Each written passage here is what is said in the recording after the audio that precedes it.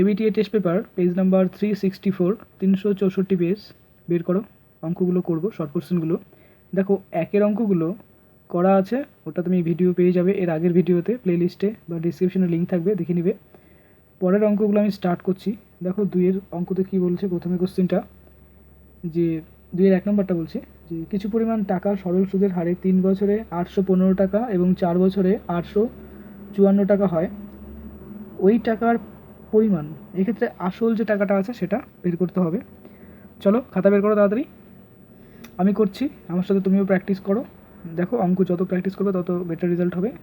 আর একটা কথা, অঙ্কগুলোকে সোজাভাবে চিন্তা করবে, প্রত্যেকটা লাইন বোঝার চেষ্টা করবে, তো আশা করি অঙ্ক হয়ে যাবে। আর ভালো করে বোঝো, তাহলে এই টাইপের অঙ্কগুলো থাকলে পারে, অর্থাৎ ডিজিট চেঞ্জ করে দিয়ে থাকতে পারে, তুমি সেগুলো সলভ করতে পারবে। আরেকটা ব্যাপার, চ্যানেলে নতুন হলে অবশ্যই সাবস্ক্রাইব করবে। তো 1 নম্বর কোশ্চেনটা দেখো, 2-এর 1 নম্বর অ্যান্সারটা কী হবে। এক্ষেত্রে আমরা কি করব, সুদে আসলে দেখো 3 বছরে কত টাকা হচ্ছে 815 টাকা, সেটা লিখলাম। আর 4 বছরে কত হচ্ছে 854 টাকা, সেটা বইতে আছে, দেখে নাও কোশ্চেনে।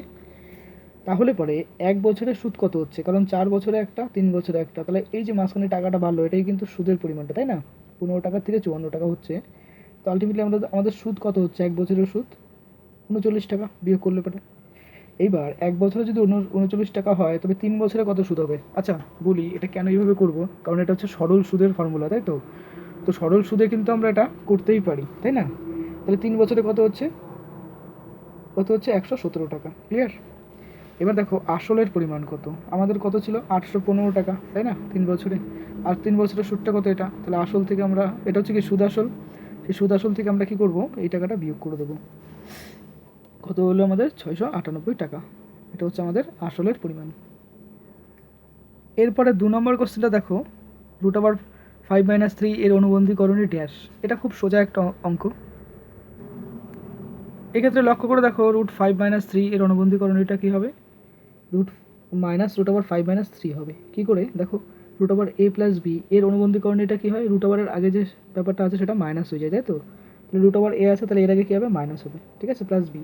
আবার একই রকম p + √q, যদি এটা হয় তাহলে কী হবে, p - √q, বুঝতে পারছো? তাহলে √এর আগে কী হয়ে যায়, মাইনাস, তাহলে এই ক্ষেত্রে কী হবে, এটার অ্যান্সার এটা হবে, বুঝতে পারছো? আচ্ছা, তারপরে 3 নম্বর কোশ্চেনটা দেখো, বলছে যে x² - 5x + 6 সংখ্যামালার x⁴ এর সহগ কত। কোশ্চেনটা বুঝলে?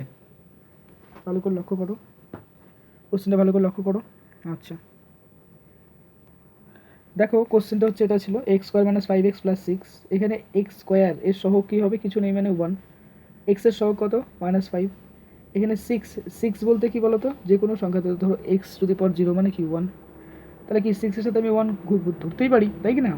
তাহলে এই ক্ষেত্রে এটা এখানে কি থাকতে পারে, x0 থাকতে পারে, কারণ x0 এর মান কি 1 হয়, তাহলে x0 এর সহগ কত হবে 6, বুঝতে পারছো?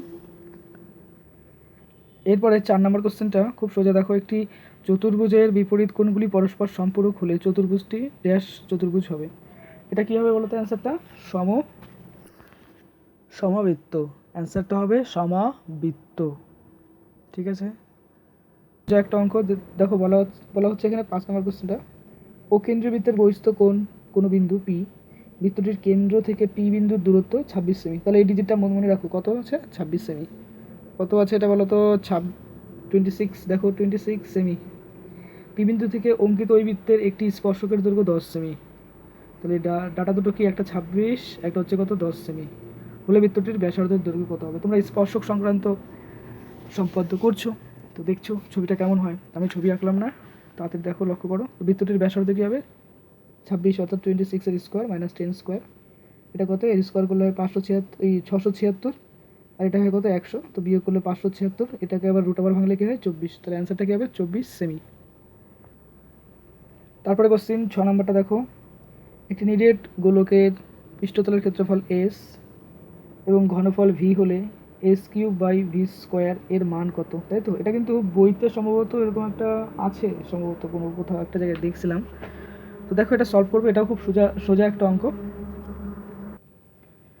তো দেখো প্রথমত গোলকের পৃষ্ঠতলের ক্ষেত্রফল, এটা কি হয় s, এটা কি হয় 4πr², তাই তো? আর ঘনফলটা কি হয় 4/3πr³, এটা হচ্ছে কি ভি বলতে ভলিউম বা ঘনফল, ক্লিয়ার? আর এস বলতে কি ক্ষেত্রফল, সেটা কি সারফেস হতে পারে, তাই কি না? আর তো ভি বলতে এটা, বুঝতে পারছো? আচ্ছা, এখন S cube by V square এটার মান বের করতে হবে। তো এস কিউব মানে কি এই পার্টটা, তো এখানে বসাবো। আর ভি স্কোয়ার, ভি বলতে কি এই পার্টটা, তো ভির জায়গায় এটা বসালাম। বসানোর পর দেখো এটা কি আছে, কিউব আকারে আছে, মানে তিনটা এটা লিখবো। তুমি যেভাবে করো শর্টকাটও করতে পারো, তো আমি বোঝানোর স্বার্থে এই জিনিসটাকে আরও মানে লিখলাম পার্ট বাই পার্ট করে, যেন তোমরা খুব তাড়াতাড়ি বুঝতে পারো। তো 4πr² + 4πr² + 4πr², কেন 3 আছে দেখে 3, এটাতে কত 2 আছে, তাহলে কী হবে এভাবে ভাঙবো, দেখো 4/3 এভাবে লিখলাম, এটা দুটো লিখলাম আর নিচে দুটো 3, তিনটে 3, দুটো 3 লিখলাম এখানে। এবার লক্ষ্য করো কমন পার্টগুলো কাটবো, কীভাবে কাটবো দেখো, 4π, দেখো এবার লক্ষ্য করে দেখো এই যে নিচের যে 3টা আছে দুটো 3, সেটা উপরে নিয়ে চলে গেলাম।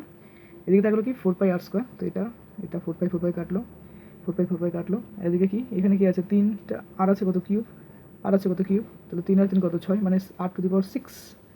আর এখানে দুটো দুটো দুটো, তাহলে কটা হচ্ছে এখানে 6, তাহলে টোটাল আর ভ্যানিশ হয়ে যাচ্ছে, পাইও ভ্যানিশ হয়ে যাচ্ছে, খালি দুটো 3 পড়ে থাকছে, একটা পাই পড়ে থাকছে, তাই তো, আর একটা 4 পড়ে থাকছে, যে 4টা।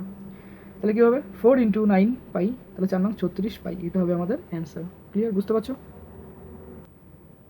এরপরে 3-এর কোশ্চেন দেখো, বলছে সত্য মিথ্যা নির্ণয় করতে বলছে আমাদের, সত্য মিথ্যা। তো সরল সুদ নির্ণয়ের ক্ষেত্রে মূলধনের পরিমাণ প্রতি বছর একই থাকে। কোশ্চেনটা দেখো ভালো করে। দেখো সরল সুদের ক্ষেত্রে আর চক্রবৃদ্ধি সুদের ক্ষেত্রে কিন্তু ডিফারেন্স আছে দুটো। কোটেশনটা ভালো করে বুঝো, তাহলে দেখবে এই টাইপের কোশ্চেন আসলে কোনো প্রবলেম হবে না। সরল সুদের ক্ষেত্রে কী হয়, প্রত্যেক বছর আসলের পরিমাণটা কিন্তু একই থাকে, বুঝতে পারছো? কিন্তু চক্রবৃদ্ধি সুদের ক্ষেত্রে 1 বছর পর কী হয়, যে সুদটা হচ্ছে সেই সুদটাও কিন্তু আসলের সাথে যুক্ত হয়ে আবার নতুন করে কী হয়, তার আবার সুদ হতে থাকে, বুঝতে পারছো? তার মানে কী হচ্ছে, চক্রবৃদ্ধি সুদের ক্ষেত্রে প্রত্যেক বছর কী হচ্ছে, আসলের পরিমাণটা চেঞ্জ হচ্ছে, মানে বাড়ছে, কিন্তু সরল সুদের ক্ষেত্রে একই থাকছে। তাহলে যে কোটেশনটা এখানে আছে, যে সরল সুদের নির্ণয়ের ক্ষেত্রে মূলধনের পরিমাণ প্রতি বছর একই থাকে, একই থাকে না, থাকে না, কিন্তু আমরা কি জানি সরল সুদের ক্ষেত্রে মূলধনটা একই থাকে, তাই কি না? তাহলে এটা কী হবে, অবশ্যই আমাদের অ্যাজাম্পশনের সাথে কিন্তু মিলছে না, তাহলে এটা কী হবে, মিথ্যা, বুঝতে পারছো? তো লক্ষ্য করে দেখো অ্যান্সারটা এরকম হবে, একই থাকবে অর্থাৎ মূলধনটা একই থাকবে, অর্থাৎ নো চেঞ্জ, সরল সুদের ক্ষেত্রে সুদটা একই থাকবে, তাই তো, তার মানে ঘটনাটা কি, এটা মিথ্যা, বুঝতে পারছো? তারপরে দেখো, এরপরে এই কোশ্চেনটা দেখো, বলছে যে বার্ষিক 10% চক্রবৃদ্ধি হার সুদে 100 টাকা 2 বছরে 121 টাকা হবে। এটা কি আদতেও হবে কিনা সেটা আমাদের বের করতে হবে। চক্রবৃদ্ধি সুদ, এই অঙ্কটাও খুব সোজা, কিন্তু একটু বড় হবে, যাই হোক বড় করে করি যেন তোমরা খুব তাড়াতাড়ি বুঝতে পারো। তো এক্ষেত্রে লক্ষ্য করো আর এর মান কত 10%, এন এর মান কত 2 বছর, এন বলতে কি সময়, হ্যাঁ চক্রবৃদ্ধির ক্ষেত্রে এন ধরে, যাই হোক পি এর মান কি 100 টাকা, পি বলতে আসলটা, এক্ষেত্রে কি বাড়ছে, তাই কি না, বাড়ছে না, তাহলে বাড়লে কী হবে, প্লাস, মনে করো প্লাস হবে। ওকে, কীভাবে দেখো, 2 বছর পর সমূল চক্রবৃদ্ধি, এটা কী হয়, ফর্মুলাটা কী হয়, পি × 1 + r/100⁴n, এটা হচ্ছে সেই ফর্মুলাটা, আমি যেটাকে বললাম না, বাড়ছে মানে প্লাস, বুঝতে পারছো? আর কমলে পরে এটা নেগেটিভ হয়, একদম ক্লিয়ার, বুঝতে পারছো? এবার দেখো পি এর মানটা কত 100, তো 100 লিখলাম, আর এখানে কি আছে 1 + আর এর মানটা কত 10 লিখলাম, আর এখানে নিচে 100 হয়, আর এন এর মানটা কত 2 লিখলাম। এবার বাকিটা দেখো 100 × 1 + 10 10, এই যে 0 0 কাটলাম, তাহলে 1/10 থাকছে। এবার দেখো এই 10টা এখানে যাবে, তাই তো, তাই তো, আর এর সঙ্গে 1 যোগ হবে, তাহলে কত হবে 11। তো শর্টকাটভাবে ভাবতেই পারো 10 1 11, অর্থাৎ 11/10⁴ আছে, এটা কি স্কোয়ার আছে মানে দুবার লিখবো, অর্থাৎ 11/10 × 11/10, 0 0 0 0 সব কেটে গেল, তাহলে কি থাকছে 11 11, তাহলে 11 11 গুণ করলে কত হয় 121 টাকা। তার মানে আমাদের কোশ্চেনেতেও 121 টাকায় দেওয়া আছে, তার মানে এই ঘটনাটা কী হবে, সত্য। পরের কোশ্চেন 3 নম্বরটা একেবারে সোজা, A/BC, তারপরে কি আছে B/CA এবং C/AB এর মিশ্র অনুপাত বের করতে বলা হলো। আবার সেই মিশ্র অনুপাতটার ইয়েটা কী হবে 1:ABC, এটা হবে, যাই হোক এর সাথে মেলাতে হবে, যদি মেলে তাহলে সত্য, যদি না মেলে তাহলে মিথ্যা। এটা এক্সারসাইজে সম্ভবত আছে, বইতে দেখতে পারো, খুব সোজা অঙ্ক। তো দেখো কীভাবে করবো, এভাবে লিখলাম আগে A/BC, B/CA, C/AB, এটা কি মিশ্র অনুপাত বের করতে হবে। মিশ্র অনুপাত মানে কি, এটা এটা এটা, অর্থাৎ এই যে কোনো অনুপাতের যে ফার্স্টের যেগুলো থাকে সেগুলোর সাথে দেখো এটার সাথে এটা গুণ, তারপরে আবার এটা, মানে ফার্স্ট পার্টের সঙ্গে এটা ফার্স্ট পার্ট, ওকে, আবার এটারও ফার্স্ট পার্ট, আবার এটারও ফার্স্ট পার্ট, বুঝতে পারছো? তাহলে A/BC 3টা গুণ করলে ABC, আর সেকেন্ড পার্টগুলোকে গুণ করবো আলাদা করে, দেখো সেকেন্ড পার্টগুলোকে গুণ করছে আলাদা করে, তো সেটা এগুলো এখানে লিখলাম BC × CA × AB, তাহলে কতগুলো আছে B, দুটো আছে, এ কত আছে দুটো, সি আছে কত দুটো, তাহলে A² B² C², এখানে দেখো একটা, এখানে দুটো, তাহলে কি কেটে যাবে, কেটে গেলে পরে কী হবে, এখানে হবে 1, এই যে 1 হলো, আর এটা কি দুটোর থেকে একটা চলে গেলো, তাহলে ABC হলো, তাহলে ঘটনাটা কি অবশ্যই সত্য, বুঝতে পারছো? এরপরে দেখো এই কোশ্চেনটা, এটা আরও সোজা একটা অঙ্ক। X varies one by Y, Y varies one by Z হলে পরে এক্স ভ্যারিজেস জেড হবে। এটা কি সত্য না মিথ্যা সেটা আমাদের প্রমাণ করতে হবে। ওকে, এই যে অঙ্কটা করছি দেখো, X varies one by Y, তাহলে কী হবে, X equals to K one Y, K one by Y, আর Y varies one by Z মানে কি Y equals to K two by Z. এখানে কে ওয়ান মানে কি অশূন্য ভেদ্রুবক, কে টু মানে কি অশূন্য ভেদ্রুবক। এটা সাইডে লিখে নেবে, 2 নম্বরের কোশ্চেন হিসাবে ওটা আসতে পারে, আবার 3 নম্বরেও আসতে পারে, বলা যায় না। তবে এক্ষেত্রে 1 নম্বরে এসছে, দেখো ভিত চ্যাপ্টারের অঙ্ক এটা। তাহলে দেখো এক্স ইকোয়াস টু এটা হয়, তাই তো, বুঝতে পারছো, এক্স মানে এটা, তো এটা ওয়াই আছে, আবার ওয়াই মানে কি এটা, তাহলে ওয়াইয়ের জায়গায় কী করবো আমি, এই মানটা বসিয়ে দেবো। তো বসিয়ে দিলাম K one by K two divide by Z. এখন দেখো কী হচ্ছে, K one by K two into Z, তাই তো। এবার কে ওয়ান বাই কে টুটাকে একটা নতুন ভেদ ধ্রুবক ভেবে নিলাম, তাহলে কে ইকোয়াস টু কি, K one by K two equals to অশূন্য ভেদ ধ্রুবক, ডট ডট ডট, তাই তো।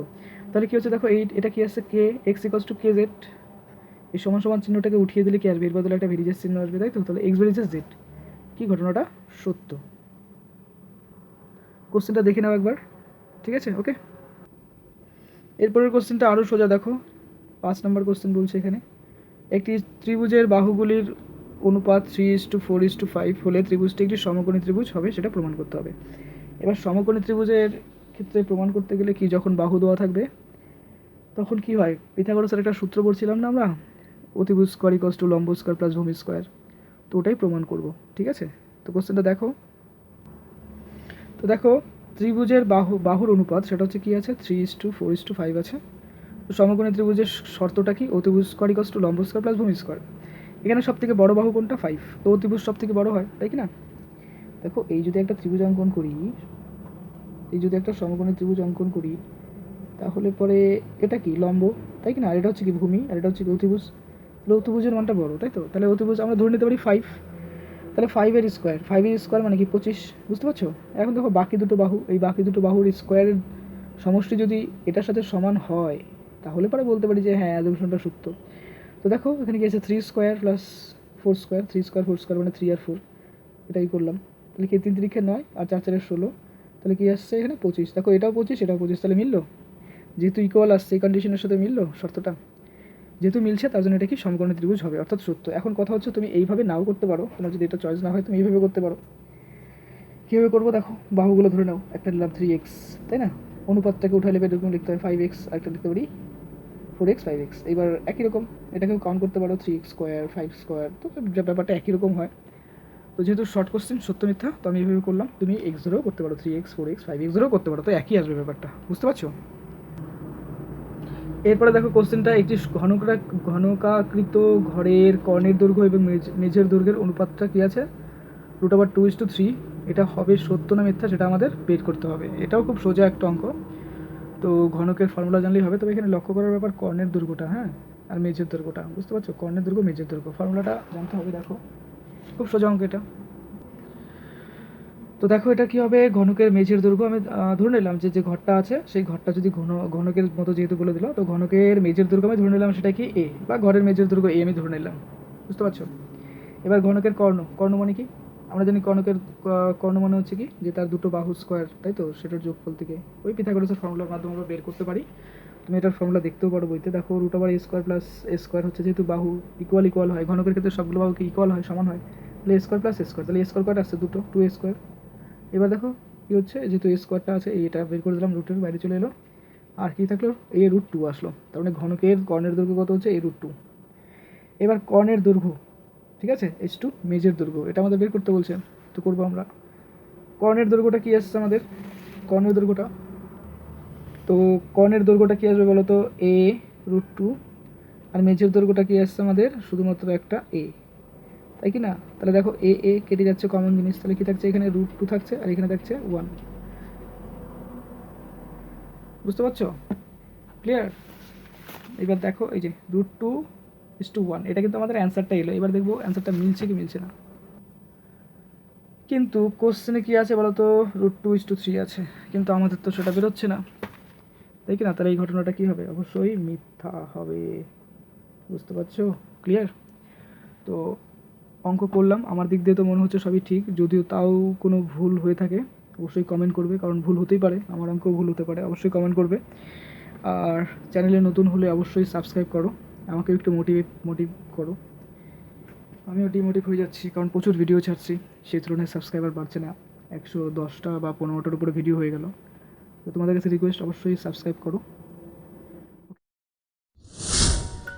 দাদার ক্লাসরুম।